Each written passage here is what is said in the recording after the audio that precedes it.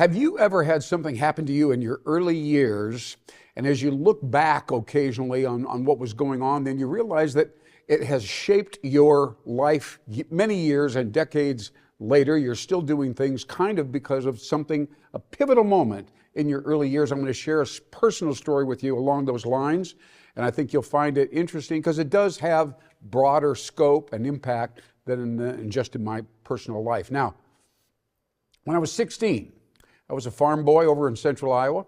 I participated in the 4-H program. Most people around here know what 4-H is. And in fact, I'm going to try to give the chant or the sign-in thing. It says, "I pledge my head to clearer thinking, my heart to greater loyalty, my hands to greater service, and my health to better living for my club, my community, my country, and my world." Can you believe clear back then people were talking about global impact and doing something that will impact the entire world? I love that. Anyway, so I was about 16 at that time, I guess. I'm thinking back around 1967, give or take. And I had the opportunity in the summer, during vacation period, to go to a camp. It was a 4-H camp, of course. And there was something very special going on in this particular camp. And kids from all over the state of Iowa were gathering together at this particular camp. So I was excited about it, and I went there. And there must have been, easily 100 kids, give or take. Now, what happened then, immediately, they kind of got us all sorted out, and they said, "We want you to go to these individual little cabins all throughout the entire area." It's a very, very much a camp, a lot of trees and bugs and birds, and very, very nature-oriented kind of a place. And so, sure enough, they split it all up and sent groups to these individual little cabins.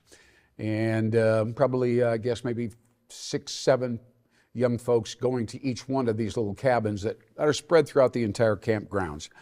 Well, anyway, just so you get a picture in your mind, it kind of had a military feel to it. It was small, but pretty comfortable. And then, of course, it had olive green blankets and so on, and sitting on cots and kind of different layout for the beds and so on. Everybody grabbed an area and plopped down. And of course, there was an adult there at the time. I came to get to know him years later. I had no idea who he was at the time, but he was a very comfortable guy, easy to kind of be around. And we got out there, and he said, "Here's what we're going to do. We're going to push the brick into the water," I think is how he said it, or into the pond.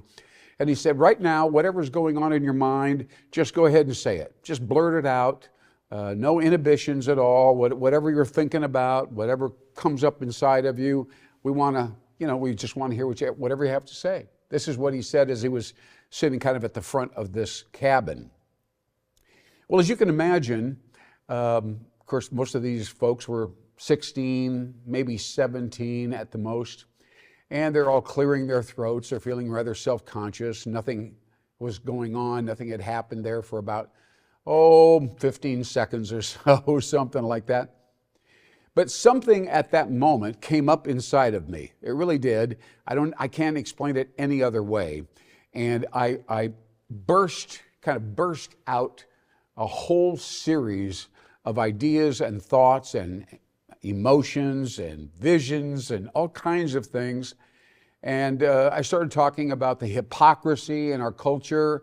People say they should do one thing and then they're actually doing something else. I think that was one of the key points that I was trying to make. And he was discussing I was discussing the educational system and religion and churches and small towns and big towns. And really, I was just attacking the lifestyle that I was living. And everybody in the room was riveted. They couldn't believe that I was saying what I was saying. And I was being very authentic. I wasn't trying to perform in any way. I was just saying what came out of me. And I appreciated the opportunity to be very expressive. And nobody was interrupting me. And nobody was contradicting me. Anyway, if you're going to believe this, it's incredible. I went on like that, the only person in the cabin to speak at all for a little over an hour solid, where I'm speaking quite emotionally and So that was really something. And some of the people were actually crying or teared up and so on. It was a very emotional situation. Anyway, so the gentleman that was moderating the thing said, he said, we're going to wrap this up right now. Let's all get ourselves together and we'll go into the canteen area and so on. As I'm walking out down the middle of the cabin, a young gal who was there, and she was part of the whole thing, and she kind of grabbed me by my arm or elbow, and she said, "Can I speak with you?" And I said, "Okay, sure." And we kind of got out of there and walked over near the woods area. It was a kind of a campfire area. And we stood there, and I thought, what's going to happen now? I don't know what's going on. And she said, "I have to tell you that this is the most profound moment of my entire life." She says, "You were saying precisely what I wanted to say, but couldn't say and didn't say. But it's like you took the words right out of my mouth, and you said all these things just as I would say them if I would have had the courage." And she said, so as a result of that, she says, I feel deeply connected to you somehow, for some reason. I don't know what else to say. And I was taken aback, of course. I had no idea how to respond to that at all. Because it was a very authentic situation for me as well as her. Well, anyway, so that was the end of that. And I didn't really hardly see the girl again after that moment. But that gentleman that was moderating at the time took note of what I was doing, and let me just say, I had the internal freedom, so to speak, to be able to express myself along those lines. 2 years later, I get a phone call from this gentleman. He says, "I'd like to fly you to Washington, D.C." He said there's a national conference there and so on. By that time, I'd been voted president of the Iowa 4-H organization, so it made some sense in that way. He says they're going to pay for the ticket and everything. Just get on the airplane and go to Washington, D.C., and, congratulations. So I did that.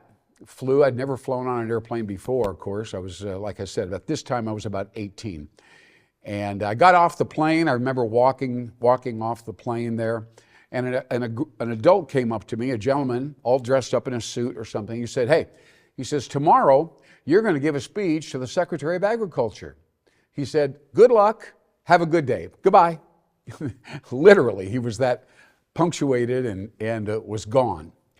And I didn't know if I should be happy or unhappy, worried or not. I just didn't know. But the next day, of course, there's about 200 kids in an auditorium, and I was asked to step up to a podium because here came Clifford Harden from Nebraska, by the way, and walked onto the stage, and he was very somber, dressed in a very severe suit, dark black suit and so on. And he was there, and I don't recall him smiling at anybody, but he did sit down. Of course, the Secretary of Agriculture was responsible for funding the 4-H organization around the entire country. So he was looking at us like, this is money that I'm looking at right now. Well, anyway, I said, "Mr. Secretary," I said, I live on the farm with my family, and we watch TV sometimes while we have dinner, and I see these riots and all this fighting and arguments. A lot of black people seem to be getting hit on the head and tear gas and screaming. And it says, it's an amazing thing to watch and so foreign to me and my family. And I said, the thing that really hit me was these are all grown-ups, of course, they're all adults. Where are their children right now? And are their children watching them on TV getting beaten up and riots and all kinds of physical stuff going on, very unhappy people. And I said, I just hope that doesn't, maybe there's something we could do. This is what I said to him. I leaned over and I said, maybe there's something that we could do. And that was it. That was the end of the thing. I said, "Thanks very much." I went and sat down. That was the end of the whole trip to Washington, D.C. Anyway, so many years went by. Many years, I'm thinking about 30 years at least, went by after that moment.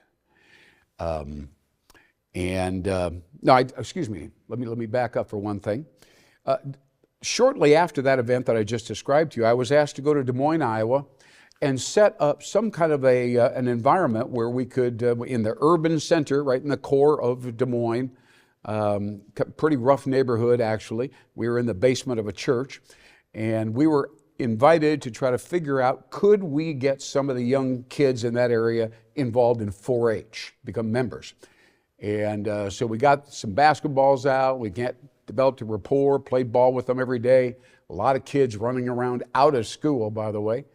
But sure enough, they were interested in and got involved with 4-H, and they took the mantra and the pledge and all that kind of stuff. All right, that only lasted 3 months. I went on to college. I never thought about it again. That was an interesting experience. I'd never been in the urban core before.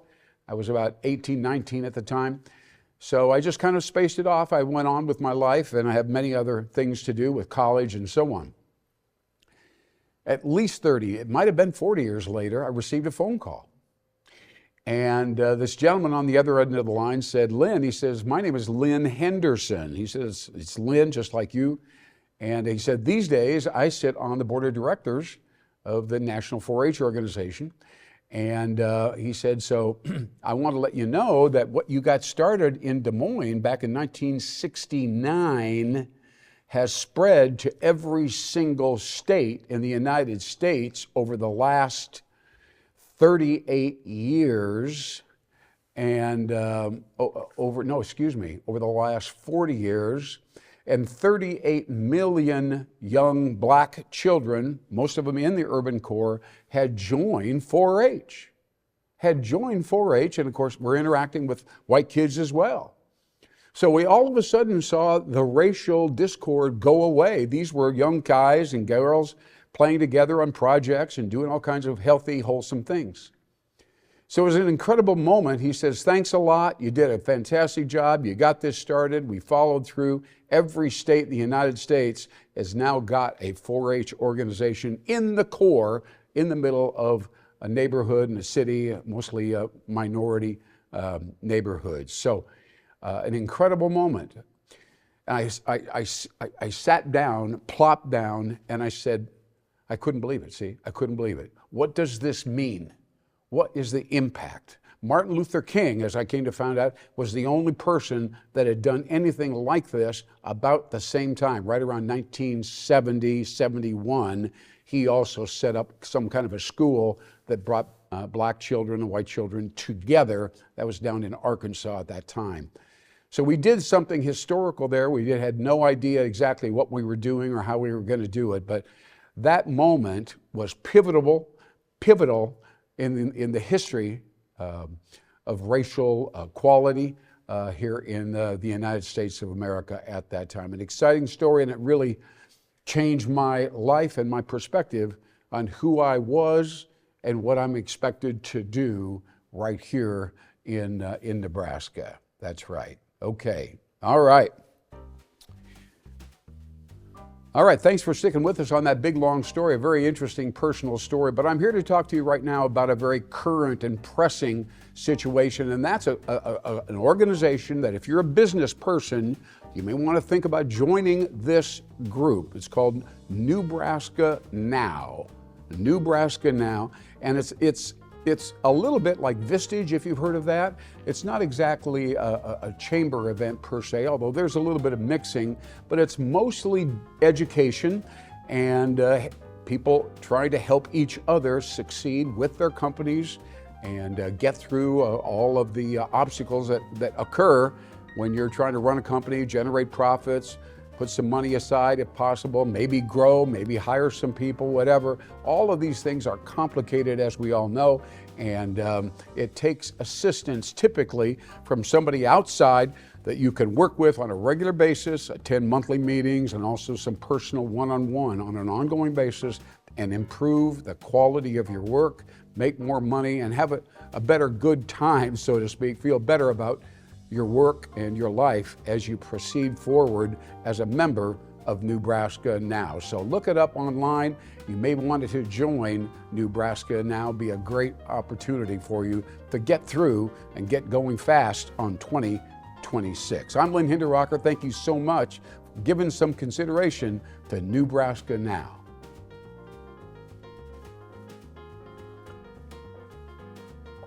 All right, thank you back for hanging in there with us.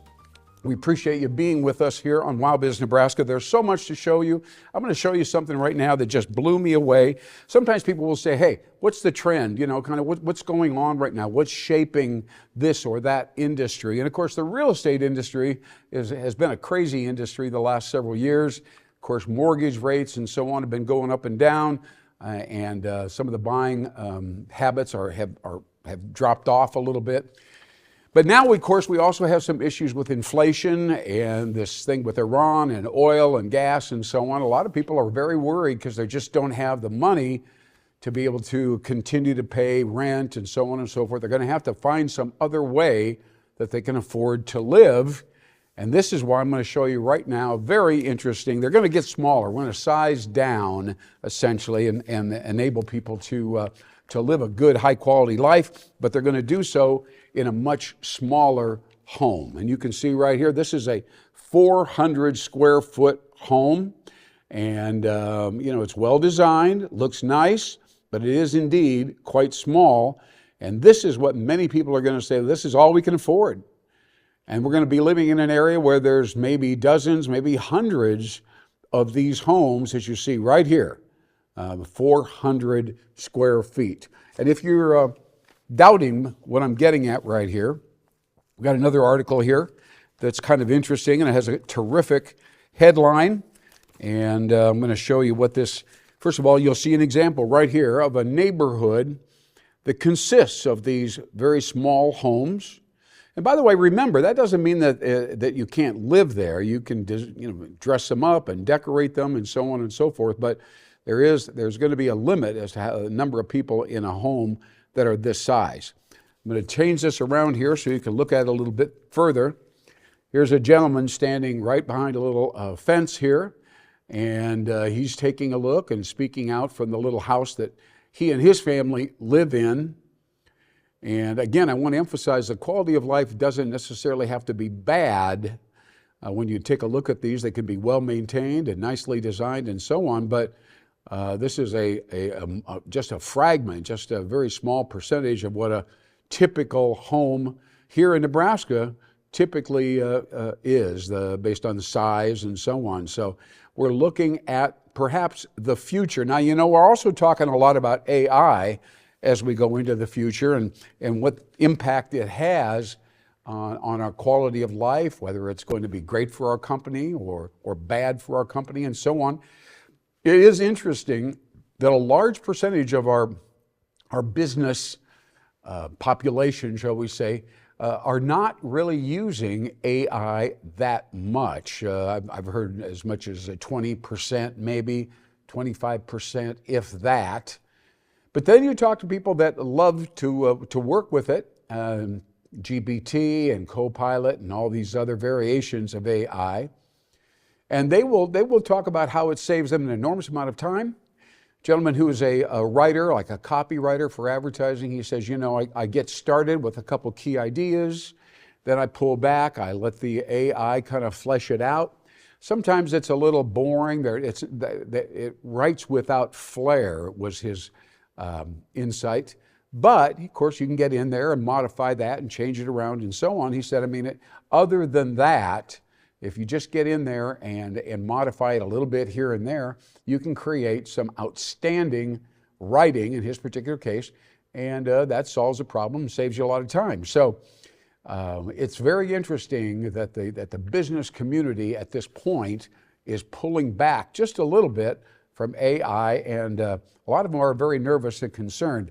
Now, another topic along these lines, disappointment, concern. You'll see it right here. Now, we've recently received a lot of interesting articles about research in Omaha and research in Nebraska. And here you can see on the left-hand side, I guess it is, yeah, on your left-hand side. And here you see young folks, and they're hanging out, sitting around, having a drink maybe, or just chatting, conversing, and so on. But the key idea here is that whoever set this up, we've got to be able to attract these young folks, because if we can't get them here and get them working and get them paying their taxes and so on, we've got property taxes, we've got sales taxes, and there's a lot of debate about how that would all work and so on at the unicameral in Lincoln. But this is a big, big topic, and it's been around for a long time. And that's really the thing that I want to mention here briefly, very briefly, and that is a lot of data has been presented to us by very credible researchers, and they're very concerned. And we recently listened to or read some material written by Mike Castling, who's well known in the Omaha community and involved in health technology and so on. And he said, this is not working. This is not any good. Omaha is not growing the way we thought it would be. Nebraska is not growing the way we have to have it. And the problem, and I'm going to try to quote him correctly or accurately, is nobody knows what to do. We're kind of stuck. It doesn't seem like anybody is doing anything to offset this worrisome pattern with the statistics and the fact that we just can't get these people. We can't even keep them in. If they grow up in Nebraska, we're having difficulty keeping them here. So this is, as you probably know, if you watch WowBiz Nebraska, this is a big topic for me personally. I spent a lot of time working on it, thinking about it, taking a look at other kinds of research, even qualitative research, not just quantitative research. So it's very interesting. To compensate, wrapping up now, to compensate for that problem, a lot of business owners are being told you've got to take a close look at your talent and at your culture. If people are unhappy within your organization and not being used optimally, if the managers and supervisors don't treat them correctly and so on, it's very tough to attract and retain productive workers. And you've got to give them individual attention and focus and help them live their lives productively while they are working with and for you. So talent and culture, recruiting, productivity, getting people to come together. I have a book at home that kind of details this. It's called From Me to We, right? So you have to be able to help them develop relationships and feel good about being in the same place with them. And by the way, many times culture gets better when a portion of the profits is sent over to maybe a social responsibility, somebody who needs help, somebody who needs assistance in getting through their lives and so on. That does mean a lot to these younger folks, especially Gen Z and Gen Y. They really care about that. Also, by the way, baby boomers in their 60s and 70s, they're coming back into the workforce.